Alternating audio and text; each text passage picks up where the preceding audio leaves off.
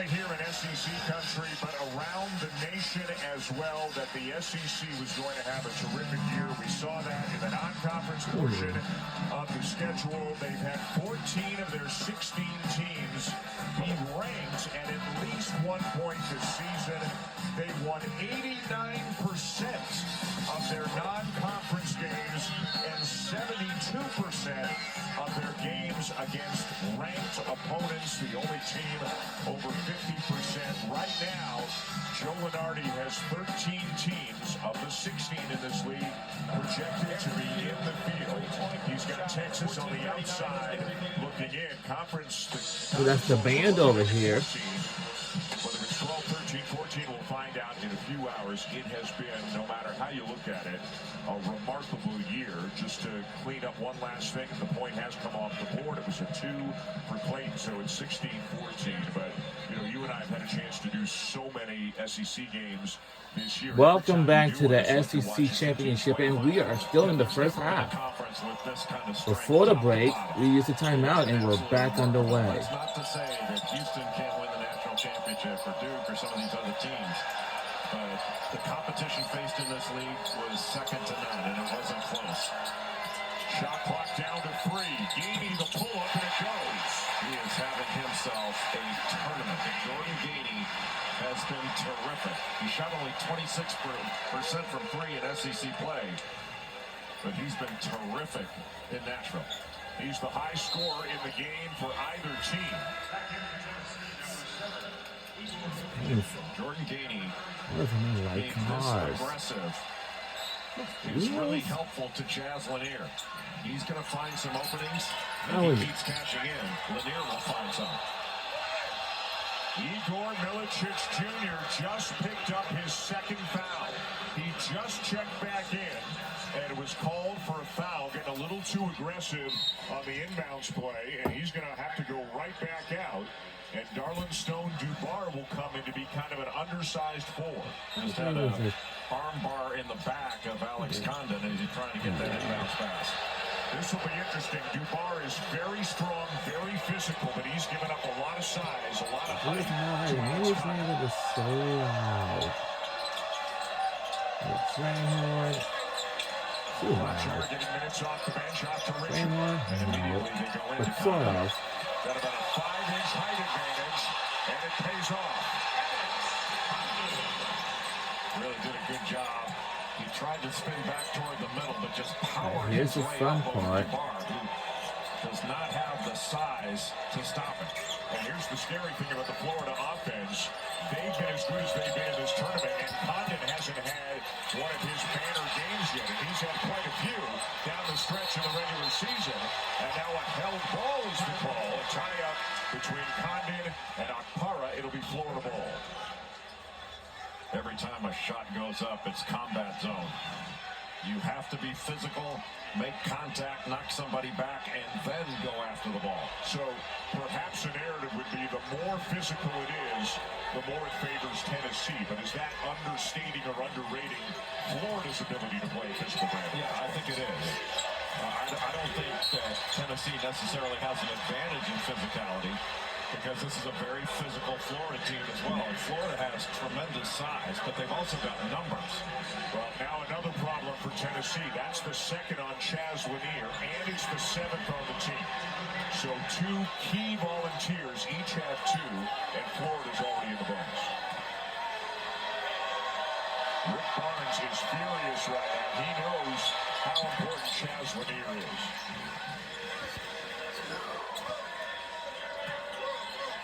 Tennessee's been able to drive the ball, not just because they're putting their head down and getting in the lane, but they've had great ball reversal, and they need to continue to do that. And I think they can find some of their big guys. I feel like recommended. You're so worried about. Yeah, I actually would assume that, Now 6 for 6 from the line. Tennessee has not been to the line yet in this game.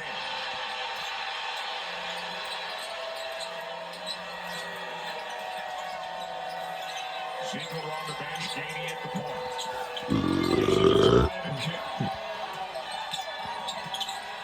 Nation, the cut by Dubar, and a foul underneath on the Gators.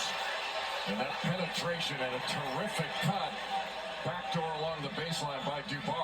foul looked like it was on Chinyalu, but really smart basketball. And the reversals are what's so important. Tennessee is getting this Florida defense to move. If you don't get it to move, you're attacking a set defense, and that makes it extraordinarily difficult. Garland Stone Dubar, a fifth-year senior, started at Iowa State with Hofstra most recently as Ziegler sits on the bench. Dubar had a couple of really strong drives and finishes in the semifinal yesterday against Auburn, generated a lot of praise from his coaching staff after the game. And again, with Milicic sitting with 2, Dubar is going to get some big minutes here today. And I think Florida's got to keep looking into Alex Condon. Martin from the corner. Misses the 3, and it's Tennessee ball.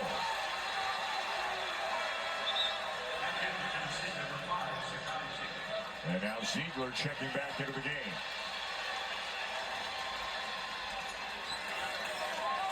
Will Richard continuing to stick with Chaz Lanier. He has been physical with him coming off screens, trying to get his body right in front of him. Closes out quickly on Lanier again. Ziegler's open though. And a good rebounding traffic by Elijah Martin. It has been quite the guard rebounding game. Everybody sticking their nose in there. Condon is open. He'll take it. Way too strong. And it'll stay with the Gators. Condon is a capable three-point shooter, 34% on the season.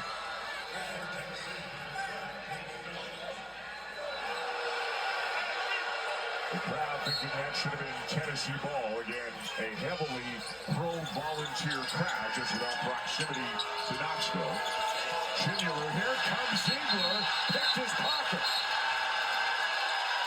When you turn your back on Zakai Ziegler, and he is coming.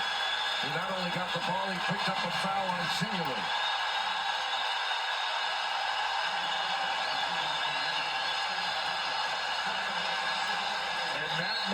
This moment might be the loudest this building has been. Again, with so many fans favoring the Vols. It's the second foul on Chinyalu. He will sit, and it might get Handlockton is back into the game. And when you see your senior captain play like that, how does it not inspire you? Rick Barnes just took Chaz Lanier out of the game. Remember, he's got 2, so it's Ziegler, Gainey, and Meshack on the perimeter for Tennessee.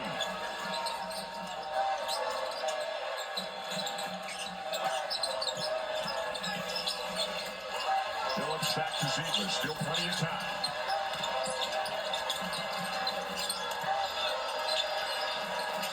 Meshack, Ziegler, back to Meshack, up, no good, and Martin's got it for the Gators. Tough to drive with Akpara in that low post. Look at how quickly the Gators get down the floor, and it's another basket for Condon. Well, your point, Alex Condon sprinted the floor. And when your big guys run like that, it clears everything out and puts a ton of pressure on Tennessee's transition defense. Second basket of the game for Condon. He's got 4 rebounds as well. Gainey. Can't hit the 3. Handlocked in the rebound. Tennessee has taken 17 shots. 12 of them have been threes. Block! Whoa! Well, it was advantage Condon. He sprinted the floor yet again. Uh, But Akpara took it away. That was big-time defense by Felix Akpara. Could not finish the jump hook at the other end. 5-point lead, Florida. Condon again, defended by Phillips. And his jump hook a little bit short. Handlocked in the rebound.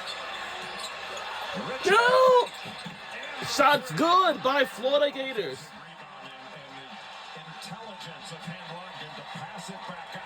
Wow. We have fans from the University of Tennessee and even from the University of Florida. All season. They preach it every day in practice, but Todd Golden says his players all have it naturally in their DNA as well.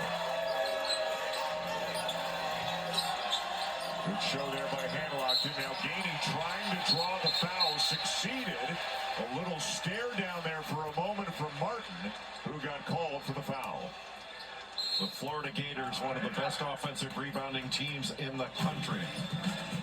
They get close to 40% of their own misses. Missed a short one. Micah Hand-Lockton is able to corral it. He gets it back out. Nice shot fake by Richard. That's what offensive rebounding can do.